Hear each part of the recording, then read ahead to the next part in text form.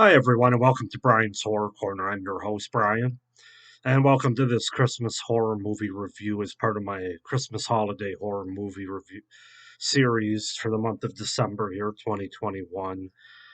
Today, we're going to take a look at a movie that was a first time watch for me as part of this review, and that is the cult classic from 1980, Christmas Evil, as I have the Vinegar Syndrome Blu-ray DVD combo edition here. So it's got both Blu-ray DVD in here. And some special features on it as well. Deleted scenes, actor screen test, storyboard gallery. So yeah, so Christmas Evil. I've heard a lot about it over the years. Had never seen it before. Watched it for the first time for this video, this series. So let's just go ahead and get into it, starting with the setup and the premise and the cast, and then I'll get into my review for it. So Christmas Evil, originally titled "You Better Watch Out," also known as Terror in Toyland, is a 1980 American psychological thriller horror film written and directed by Louis Jackson. The plot follows a deranged man obsessed with Santa Claus who eventually goes on a murderous rampage dressed in a Santa Claus suit. Since its release, it has gained a cult following, including praise and repeated viewings by director John Waters.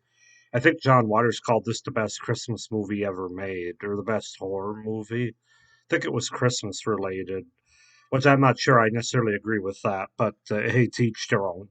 So the film opens in suburban New Jersey on Christmas Eve, 1947.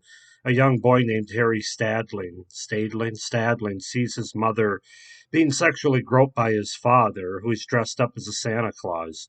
Heartbroken, the child rushes up to the attic and cuts his hand with a shard of glass from a shattered snow globe. 33 years later, an adult Harry works in a low level position at the Jolly Dreams toy factory, where his colleagues consider him a schmuck and makes fun of him. At home, he has taken it upon himself to become the next true Santa. He sleeps in this costume, and his apartment is resplendent with Christmas decor. He spies on neighborhood children to see if they're being good or bad and keeps detailed records of their behavior. Harry's coworker Frank asks Harry to cover his shift on an assembly line in order to be with the family. However, on his way home from work, Harry sees Frank drinking with his friends at a local bar. Distressed by the man's duplicity, Harry breaks one of the dollhouse figures while humming Christmas tunes. The following day, he cancels Thanksgiving dinner with his younger brother Phil and his family. Phil has been constantly angered by his brother's odd behavior, while Phil's wife Jackie is more sympathetic. So that's sort of just the setup and the premise of the movie, sort of the storyline. Cast wise, we have Brandon Magert as Harry Stadling, Jeffrey D. Munn as Philip Stadling, Diane Hall as Jackie Stadling, Joe Jamrog as Frank Stoller, Peter Newman as Moss Garcia, Mark Chamberlain as Charles, Scott McKay as Mr. Fletcher, and Peter Friedman as Mr. Groach. So yeah, that's Christmas Evil in a nutshell. As far as my thoughts on it, it's pretty mixed actually. I have a lot of pros. I have not a lot, but a few cons as well. So let's just go ahead and get into it, starting with what I liked about the movie, the pros. You got to start with the performance of Brandon Magert as Harry. I thought he was really good. He played his character well in terms of playing it kind of sympathetically, yet somebody that's obviously off their rocker. I thought he was very convincing in the role. Had a very nice character arc there that he executed well. Also, the writing and development of the main character of Harry Stadling. They really took the time and made the effort to give him a backstory from his childhood all the way up to his adulthood. The movie really gives a terrific character study. Um, I like the ending as well of this movie, how weird and unpredictable it was. Kind of cheesy, which fits in with the movie. Um, Also, how it kind of opens things up to interpretation, and it's open ended for the viewer. It's sort of ambiguous as far as the ending and what's going on with it. Um, it is a fairly well made film, I'll say, from a technical standpoint, despite being low budget. I thought it was a well shot film with from the photography to the camera work and the cinematography. The movie looks really well. Um, Certain scenes in the movie. There's one towards the end where he comes upon this street that's completely decked out in Christmas decor. It really looks well, really well shot. It's also a well directed movie by Lewis Jackson. He executed the vision for this movie really well in the writing of it. Talking about Christmas atmosphere, like I do with all these movies, there's a ton of Christmas atmosphere from obviously you got the Santa Clauses, different people dressed up as Santa Claus, including Harry, obviously. All those angles, the suits, the decor within the town, a lot of decorations, Christmas parties, presents, toy factory that he works in for Christmas. This movie really captures the spirit of the holiday to the point where you wouldn't have to watch very many minutes of this movie to know that it's a Christmas related movie. So yeah, I think this movie does a really good job with the character study aspect, giving a lot of time and attention to this main character and sort of how he got there. When he sort of snaps midway towards the end of the movie and becomes a killer. Um, so I'll just get into some of my cons with it now.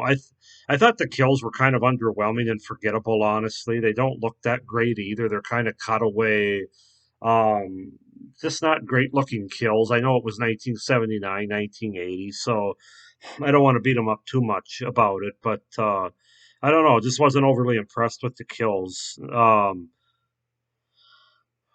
The one exception would be when the toy soldier like sword into the eye and blinds the guy. That's pretty effective. That's definitely the most effective kill or attack in the whole movie. Um, I don't really feel like this is as much of a Christmas slasher horror movie than it is more of a psychological drama. It kind of reminds me of Taxi Driver to a certain extent. Really delving into the psychology of a character with a lot of drama surrounding him. I don't know. I didn't necessarily feel like this was that much of a horror movie. I hate to compare, but you take Silent Night, Deadly Night. That one kind of had a lot of character development set up as well, but then it turned into a slasher movie, the second half of the movie. Now, not everything makes sense or works there either in some of the directions they went, but that did feel much more like a horror slasher movie. I don't know. This one, I can't get off the fact that it just feels like more of a psychological drama. It's not really that scary. Um, there wasn't really a lot of tension or suspense in the movie. So yeah, those are just some things that stood out to me. Also, how the guy came to be traumatized by the fact seeing his mom and dad and seeing his mom with his dad in a Santa suit being kind of naughty when he was a kid kind of misses the mark. It doesn't really make a lot of sense why he would end up being so traumatized and to the point where he'd think himself to be the next Santa Claus because of that. I mean, in Silent Night, Deadly Night, it makes sense why Billy became a killer because of he actually saw his parents get murdered, a very traumatic experience. I don't know, seeing your dad sort of fondle your mom, and I guess he didn't know it was his dad or whatever, and I guess in his mind it kind of made a mockery of Santa Claus, and he wanted to bring it back home again the way it should be, is kind of how it's played. But I don't know, I don't know if that trauma works quite as well for me as like Silent Night, Deadly Night, or others do. Um,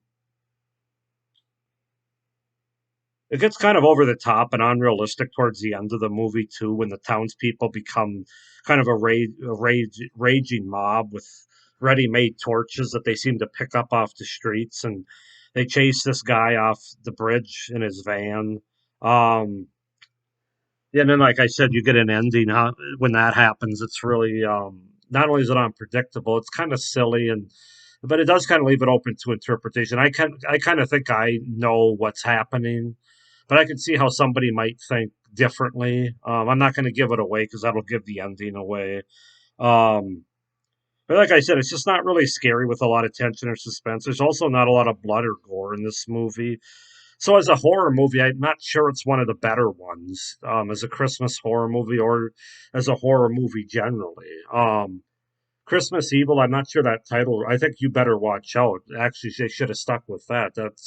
That title probably would have made a little bit more sense for what this movie was.